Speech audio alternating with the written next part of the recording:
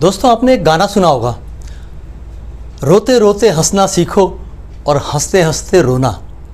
तो रोते रोते हंसना सीखो तो समझ में आता है, लेकिन फिर हंसते हंसते रोना क्यों सीखना है? आज हम इसी सब्जेक्ट पे बात करने वाले हैं, यानी रोने के बारे में।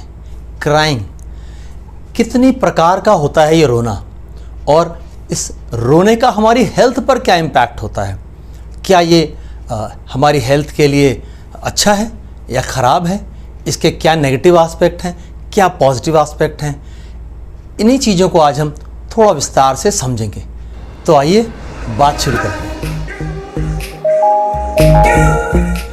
नमस्कार दोस्तों, मैं हूँ न्यूट्रिशन गुरु संजीव पांडे और आपका बहुत स्वागत है हेल्थ खजाना में।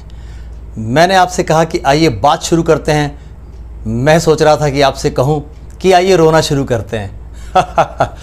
जोक्स अपार्ट, रोना 4 प्रकार का होता है। कभी सोचा है आपने इस बारे में?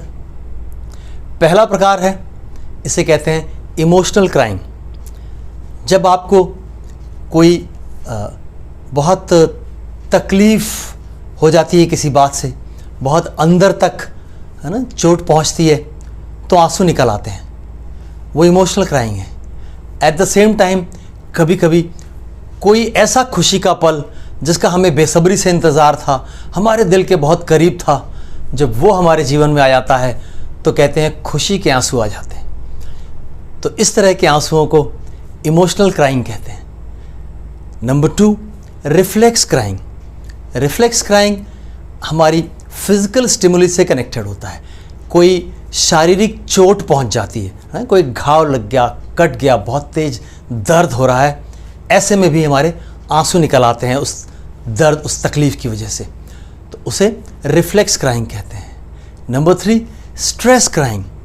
स्ट्रेस क्राइंग जैसा कि नाम से ही जाहिर है, जब हम बहुत तनाव में होते हैं और कोई रास्ता नहीं दिख रहा होता, बहुत उलझन हो रही होती है अंदर अंदर और कोई समाधान नहीं सूझ रहा होता, ऐसे में भी रोना आ जाता है और उसे ही स्ट्रेस क्राइंग कहते हैं। And number 4, relief crying. यही स्ट्रेस जब निकल जाता है, ये तनाव जब बाहर निकल आता है, यानी कोई ऐसी ट्रिकी सिचुएशन थी, कोई बड़ी प्रॉब्लम थी जो आपको बहुत तनाव दे रही थी, और वो प्रॉब्लम सॉल्व हो जाए, जिसका सॉल्व होना इम्पॉसिबल सा लग रहा था, और वो सॉल्व हो जाए, उस समय भी आंखों से आंसू छलक जाते हैं, उसे रिलीफ क्राइंग कहते हैं। और ये आंसू हमारे अंदर से वो सारा तनाव अपने साथ बहा कर ले जाते हैं। आइए समझते हैं कि इन आंसुओं का, इस रोने का हमारी हेल्थ पे क्या असर होता है। पहले पॉजिटिव इफेक्ट समझते हैं और फिर कुछ नेगेटिव इफेक्ट समझेंगे। तो पहले बात करेंगे पॉजिटिव इफेक्ट्स के बारे में कि फिज़िकल हेल्थ पे इसका क्या इफेक्ट है। हमारी फिज़िकल हेल्थ में क्या बेनिफिट्स होते हैं रोने से। Number 1, reduced stress. अभी हमने बात की, जब आप रो लेते हैं कई बार तो आपका स्ट्रेस, जो टेंशन है अंदर, वो रिलीज़ हो जाता है। ये एक बड़ा फ़ायदा है रोने का। Number 2, releases toxins. हमारे शरीर के अंदर बहुत सारे नुकसानदायक केमिकल्स कह सकते हैं, पदार्थ कह सकते हैं, जो होते हैं, वो जब हम रोते हैं तो उस दौरान हमारी बॉडी से रिलीज़ हो जाते हैं। ऐसे में स्ट्रेस हार्मोन्स होते हैं जो तकलीफ़ पहुंचा रहे होते हैं, वो भी रिलीज़ हो जाते हैं रोने की वजह से। Number 3, it improves your mood. आपका मूड बहुत अच्छा हो जाता है। कई बार जब आप बहुत तनाव में होते हैं, किसी मुश्किल सिचुएशन में होते हैं, मुस्कुरा नहीं पा रहे होते हैं, ऐसे में जब रोना आ जाता है तो रोने के बाद आपका मूड काफ़ी अच्छा हो जाता है। उस समय जो डिप्रेशन के सिम्टम्स होते हैं वो ऑटोमेटिकली छूमंतर हो जाते हैं। तो ये तो फिज़िकल बेनिफिट्स हुए। अब बात करते हैं इमोशनल हेल्थ बेनिफिट्स की। इसके जो इमोशनल बेनिफिट्स हैं उसमें नंबर 1, आपका इमोशनल रिलीज़। ये जो प्रोसेस है रोने का, इसके दौरान बहुत सारे डिफ़िकल्ट जो इमोशंस होते हैं अंदर, वो रिलीज़ हो जाते हैं। कोई ऐसी बात जो कहने के लिए शब्द नहीं मिल रहे थे, कुछ आप किसी से कहना चाह रहे थे लेकिन आपकी समझ में नहीं आ रहा था कैसे कहूँ, और अंदर बहुत तनाव बन रहा था। उस सिचुएशन में आप उसके सामने आंसू बहा लेते हैं, रो लेते हैं, तो वो इमोशंस बहुत आसानी से कन्वे हो जाते हैं और ये एक इमोशनल रिलीज़ देता है आपको। Number 2, catharsis. कैथारसिस जो है ये एक साफ सफाई का प्रोसेस है। रोने से अंदर से आपका शुद्धिकरण होता है, अंदर से बहुत सारी खराब भावनाएं ये सब कुछ बाहर चले जाते हैं, तो इस तरीके से साफ सफाई हो जाती है। And number 3, improved emotional regulation. आप अपने इमोशंस को बेहतर तरीके से रेगुलेट कर पाते हैं रो लेने की वजह से।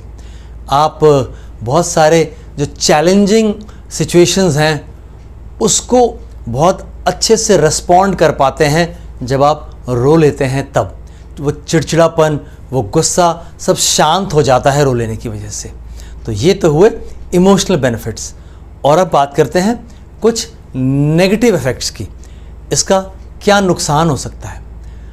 अगर आप बहुत ज़्यादा रोते हैं तो आपके शरीर से डिहाइड्रेशन हो सकता है, यानी कि फ्लूइड की कमी हो सकती है बॉडी में। अगर बार बार कभी कभी लाइफ में ऐसी सिचुएशन हो जाती हैं कि छोटी छोटी बात पे बार बार रोना आ रहा होता है। ऐसे में आपको ध्यान रखना पड़ेगा कि आप फ्लूइड इंटेक जारी रखें, नहीं तो डिहाइड्रेशन के शिकार हो सकते हैं। Number 2, social stigma. समाज में बहुत सारी चीज़ें ऐसी बना दी गई हैं कि अरे मर्द होके रोते हो, लड़के होके आंसू निकाल रहे हो, है ना। इससे शर्मिंदगी पैदा की जाती है ना। एक शेम का भाव अंदर आ जाता है और आप बड़े एम्बैरेस्ड फील करते हैं, है ना? तो ये एक नेगेटिव इफ़ेक्ट है इसका। वो एम्बैरेसमेंट बहुत लॉन्ग लास्टिंग हो जाता है कि लोगों ने आपको रोते हुए देखा और आपको लगता है कि ये तो बड़े शर्म की बात थी। Number 3, underlying issues. Underlying issues में क्या होता है, अगर फ्रीक्वेंटली, है ना, बार बार रोना होता है या बहुत इंटेंस क्राइंग होती है, बहुत ज़ोरों से रोए, तो कभी कभी इसके पीछे जो है वो मेंटल हेल्थ की प्रॉब्लम भी छुपी हो सकती है। अगर कोई बार बार रोने लगता है, छोटी छोटी बातों पे बार बार रोने लगता है, तो ये उसके लिए एक मेंटल हेल्थ का भी इशू हो सकता है। वहाँ उसे मेडिकल कंसल्टेशन की ज़रूरत पड़ेगी और ऐसे में डिप्रेशन, एंग्जाइटी, ये सब चीज़ें भी इसके पीछे हो सकती हैं।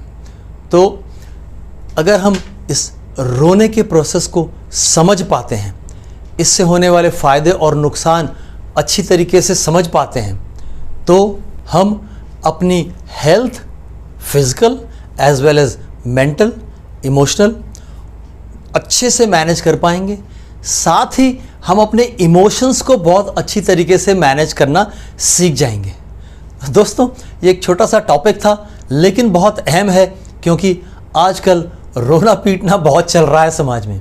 तो रोने को अच्छे से समझें और उसको अपने पक्ष में इस्तेमाल करें, उसका नुकसान न उठाएं।